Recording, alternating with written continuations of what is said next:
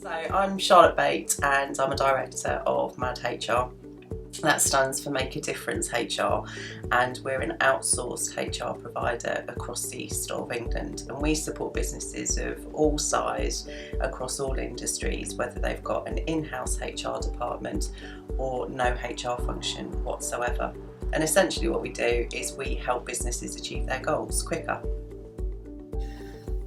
There's lots of different ways to engage your team, and I think what I would always start off by saying, and it's even more so now, that employees want to work for an organisation with real purpose.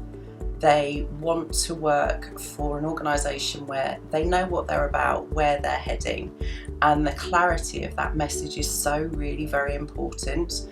And for each of the team members to understand how they fit in that structure and how they can contribute, what their role is. That's really important for engagement, and the clarity of the communication around that, the journey of the organisation, and clearly communicating where you are on that journey, what are the key milestones, where are you going next, how do they fit in, is really, really key to engagement. I think also being really clear on your values and making sure that the people that you're bringing into the team reflect your organisation's values. When you share those values, that's really driving the behaviours and the culture of the organisation, which again will enhance the engagement of the team.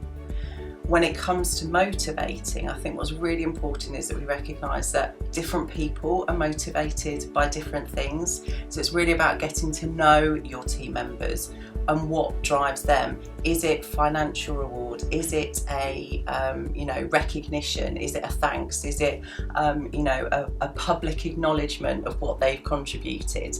Find out what drives them and make sure that you're helping to bring in those motivational factors for each of those individuals, because there really is no one size that fits all. So you can reduce your operating costs and look at reducing your operating expenditure.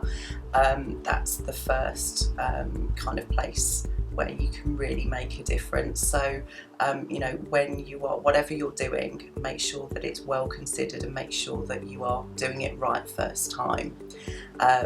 Secondly, it's about developing your team so that they understand what you do, they understand how they can contribute to looking for those opportunities to increase revenue, looking at how they can develop new products and services to expand your reach and your portfolio. Also, I think that when organisations grow, it often leads to increased headcounts.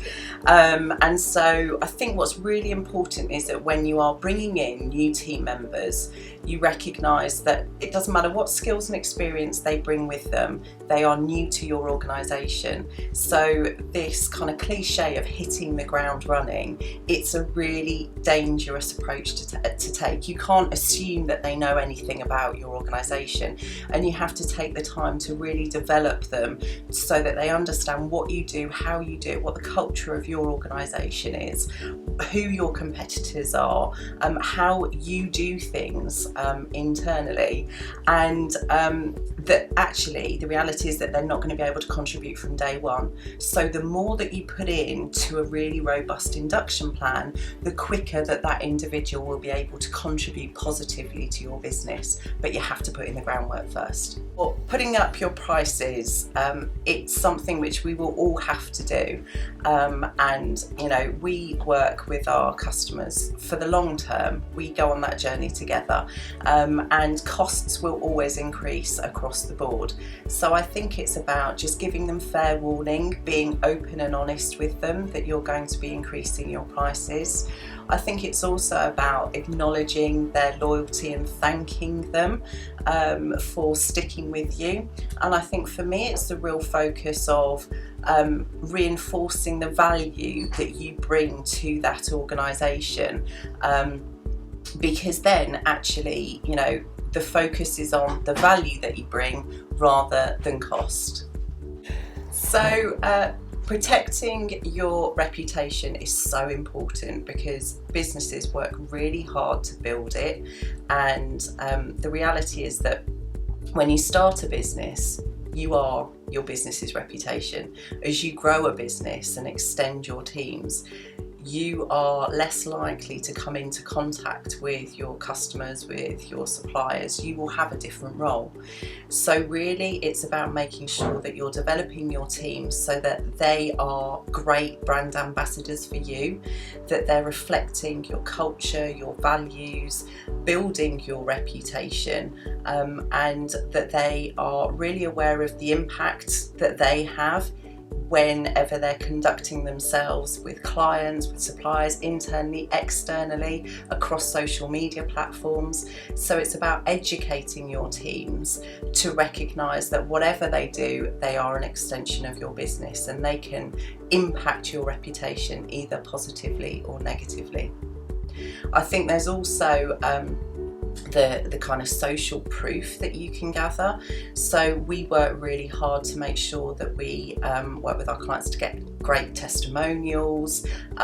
We get case studies so that we can showcase the great work that we're doing with our clients, and then it gives them exposure as well. And I think what's also really important is that you get out there and that you meet people, that you build those relationships, that you're constantly visiting, and so that you're at the forefront of people's minds, and that it's not about selling to people, it's about building those relationships, because that's what they'll remember. The reality is that there's always going to be competition out there in the marketplace. There will always be someone with more resource or better technology. I think what's really important is that you understand and recognise what your point of difference is and focus on that. Within Mad HR, our point of difference, it's the breadth and depth of our team, it's the skills and experience that they bring, it's the characters and the individuals, and how they approach HR and the relationships that they build with our clients and our partners. That's what we focus on. That's how we will continue to build our business. And it's really about focusing on your point of difference rather than worrying about unfair advantage of other competitors. You can only control what you can control. Networking's an interesting one, and I recognise that it puts quite a significant fear in a lot of people, and landing yourself in a room full of strangers can be a sweet shot for some, but it can be a nightmare for others. I think what I would always say when it comes to networking is do your research. Do your research on the networking event, who's going to be there, who's it aimed at, what's going to be the size of it, and if you can get your hands on an attendee list so that you can figure out who's going to be there, who do you want to go and speak to. Also a great tip, and it's an internal phrase that we have borrowed from elsewhere, but it's that hug and roll piece. So often within networking you might get stuck with somebody that you've spent some time with, you've got to know them, they've got to know you, and actually you've only got a finite amount of time and you want to go and explore other people and meet new people. That's the hug and roll. So it's about making sure that if you're leaving an individual, that you leave them with a great feeling, that you're doing it politely, professionally. Oh, I just need to go and speak to that person over there. It's really lovely to speak to you and I'll see you again. So that you're not being rude. They are left with that favourable impression, but you're not spending all of your time with any one person. Is be kind to yourself, and it's about really managing expectations and managing your time. There's always going to be different priorities in work and in life. And I think what I would always say is think about what's really important to you and use the people around you to remind you of that. When it comes to work, if there's priorities, if there's deadlines that you need to meet, then it's about really good communication with those of you those people around you. If you're going to be late home, or if you're going to need to work through the weekend, then be open about it and communicate. Otherwise, you're just going to put yourself under undue pressure trying to cram it all in. I have very small children, so they help me to make sure that I have that work-life balance. And my work is really important to me, but my family is also really important to me. So I make sure that I really protect my family time so that I can be present. And I think it's also about having those people around you understand and have the authority to make good decisions, so that you don't have to worry that when you're not there, everything's going to stop. So have good people around you, both in your personal life and your professional life, but be kind to yourself. You can't be everything to everyone at every time. It's just about acknowledging that and doing the best that you can. As a business owner, you get involved in every single aspect of the business, from the kind of back office, finance, IT, GDPR, health and safety, accounts, all of that side of things, to the sales, of business development and client delivery. As a business grows, you will bring in new people. You'll have to structure yourselves in a different way. And I think what's really important is that when you're bringing new people in, that you've got a really clear understanding of what is it that you need, what is the role that they're going to fill, what's the purpose of it, and that there's clear remit so that you haven't got that duplication. When it comes to that structure and those roles, what does good look like? How are you going to measure performance? How are you going to know that that role is actually contributing? Because what you don't want to do is you don't want to lob a load of cost in your business and it is just that, it's cost, that it's not contributing. Particularly within small businesses, and actually within any business, it's dangerous to have that duplication. So that clear understanding of scoping out who's doing what. It's about clearly identifying what your role was and what it needs to be moving forward, because throughout the journey of the business your role will change and it will have to change. So taking stock of, right, what is it that I need to be focused on now, and not just doing the things that I like to do or being back and allowing that scope creep. It's about having that discipline, and having that clear structure really complements that.